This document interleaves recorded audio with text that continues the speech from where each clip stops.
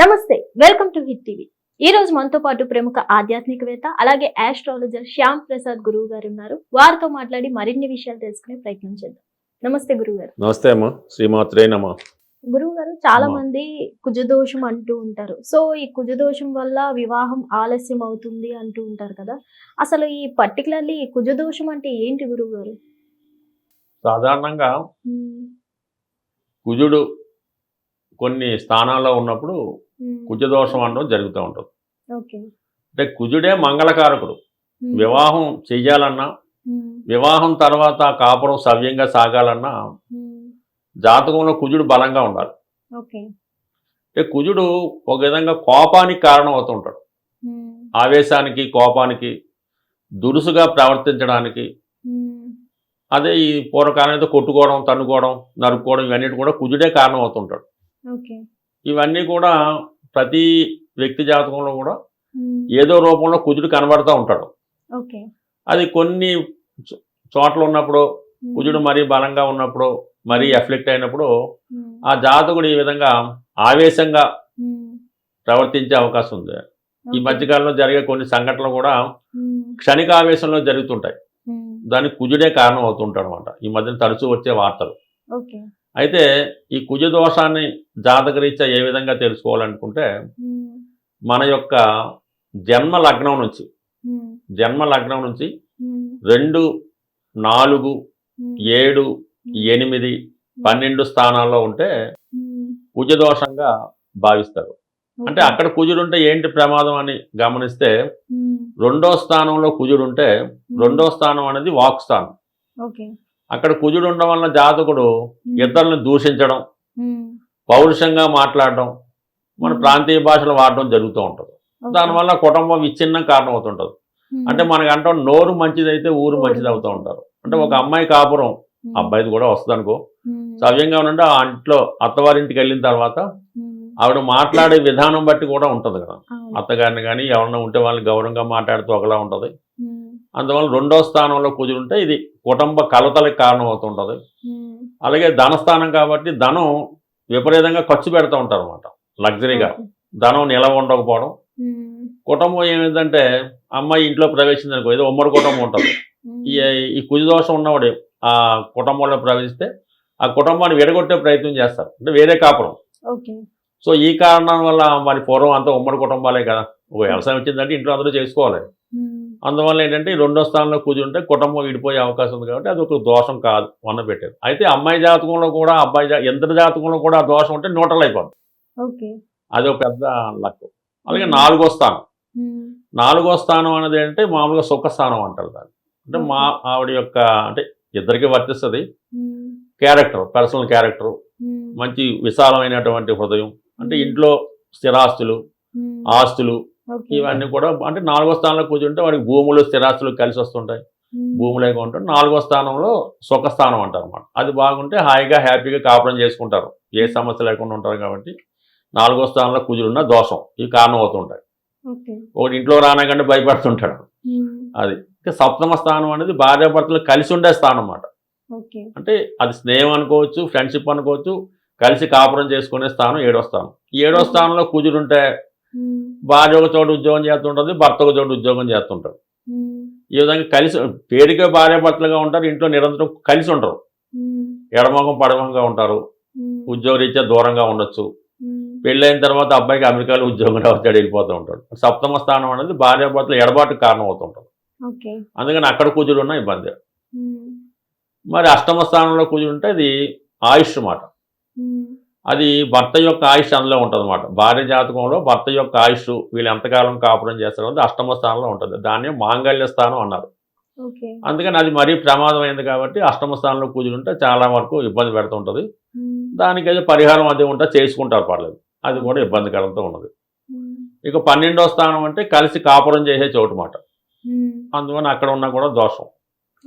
అందువల్ల ఈ ప్రాంతాల్లో కుజుడు ఉంటే మిగతా వాళ్ళ జాతకంలో కూడా ఎక్కడే కుజుడు ఉంటే అది న్యూట్రల్ అవుతుంది అన్నమాట.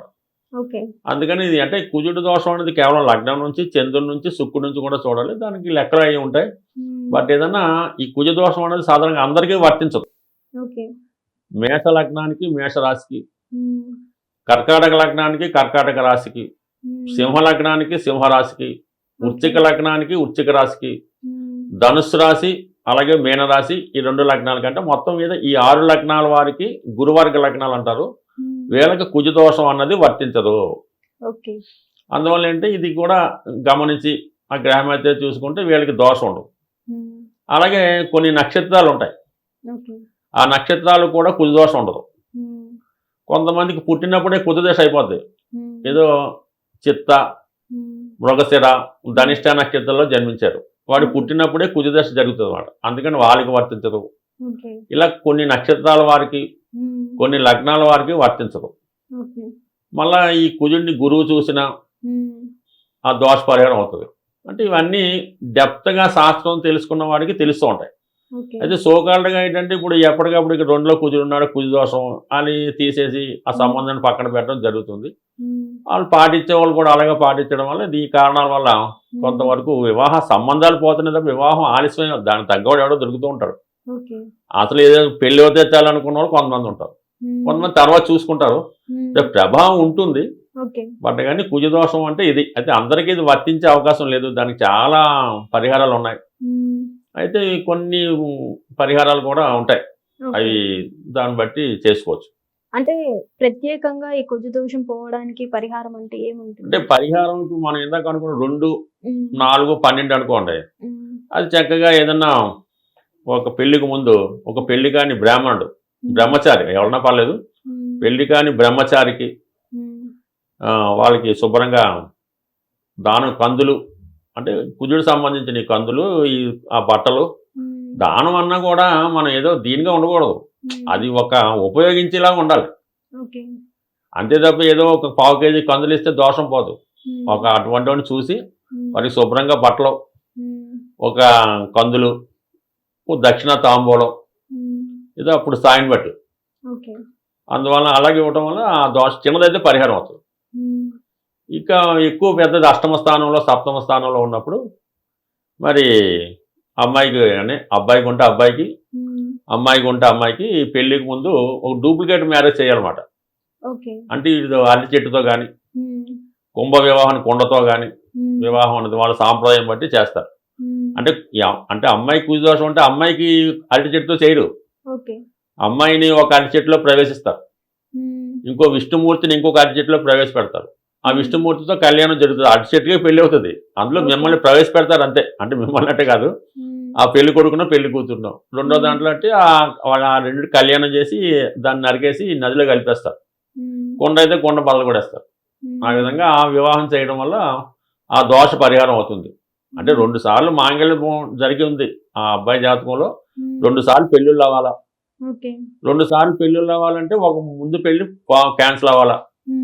అప్పుడు ఈ విధంగా శాస్త్ర ప్రకారం పెళ్లి చేసి దీన్ని రద్దు చేసి తర్వాత మళ్ళా ఈ అమ్మాయితో చక్కగా పెళ్లి చేస్తే ఆ దోషం పోతుంది. అంటే శాస్త్రంలో ఇచ్చింది, దాని తగ్గట్టు ఇతను కూడా అర్థం చేసుకుని వెళ్ళాలి తప్ప అది ఇంపార్టెంట్.